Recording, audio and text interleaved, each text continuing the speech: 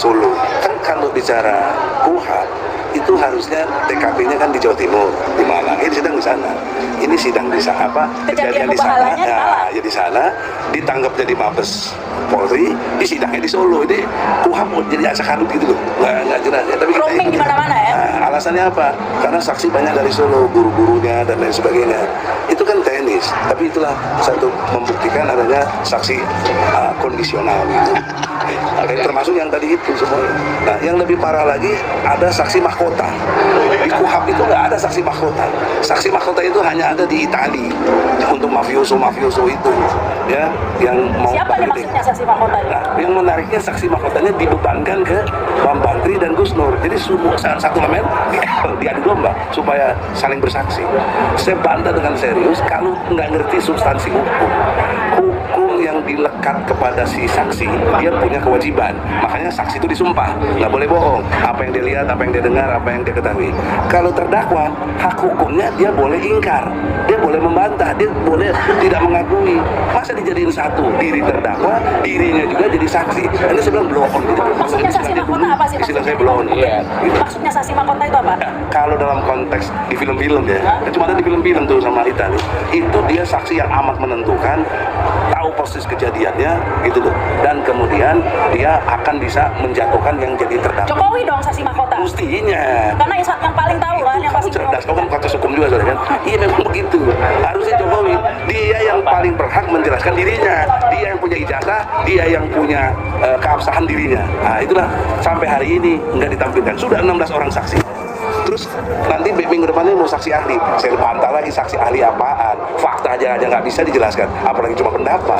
Saksi ahli itu cuma yang diminta pendapat, dia mau berpendapat apa, orang nggak pernah ada ijazah aslinya. Nah, itu aja sederhana. Jadi sebenarnya yang saya risau nih teman-teman Bung Rocky yang kita hormati, ini hakim udah saya lihat berpihak, karena saya ngutip Al-Qurannya dibantah, ini bukan pengajian, ini bukan membuktikan apa kok, ini kan hak saya sebagai advokat. Saya pemimpin sidang, iya lu pemimpin sidang di sini, tapi lu bukan pemimpin gua sama lu sama sebagai penegak hukum. Begitu. Ya.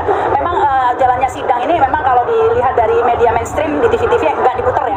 Nggak ada ya, tapi di YouTube channel lebih hebat Ramos Saritak.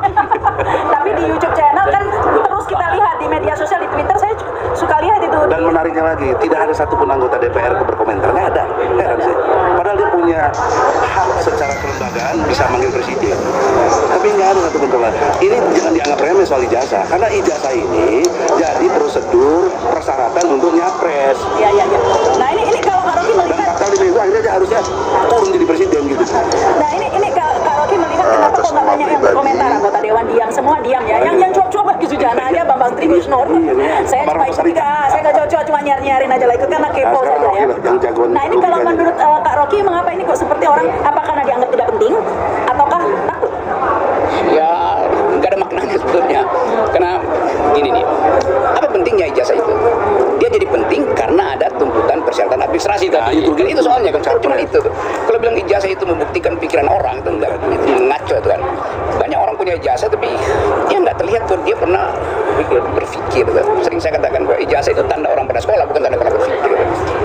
Coba kita lihat misalnya apa yang disebut palsu di situ. Barang itu disebut palsu kalau dibandingkan dengan yang asli. Apanya yang mesti dibandingkan? Ijazah itu thing, barang, benda itu kan bisa diuji. Kertas yang ada di Pak Jokowi sama nggak dengan kertas orang lain pada tahun yang sama? Kan ijazah ada kertasnya sendiri kan? Kertas karbon itu berarti. Ya apa ya, pokoknya kimia dari kertas itu mesti diuji. Ya, ada usianya. Ya, jadi tulisannya juga tulisannya bisa diuji. Jadi kalau soal tanda tangannya asli atau palsu ya gampang aja itu. Mau palsu mau asli kan bukan poinnya kan. Saya isi yang kertas nggak bisa ditipu ya Bang? Ya, saya ingin pertegas saudara saksi bahwa di video saya, di podcast saya, saudara Bambang Tri ini tidak pernah menyebut namanya Bapak. Satu patah pun nggak ada. Joko Wahyudi. Berarti yang Bapak tonton mungkin bukan dari channel saya, dan itu menjadi catatan serius juga nanti untuk Bapak. Tapi sekarang masalah sudah bergeser karena saya telusuri semua ijazah dia palsu. Ijazah SMA dia itu hasil nyuri dari orang yang namanya Joko Wahyudi. Nomor induknya 008, nomor seri ijazahnya 00811. Double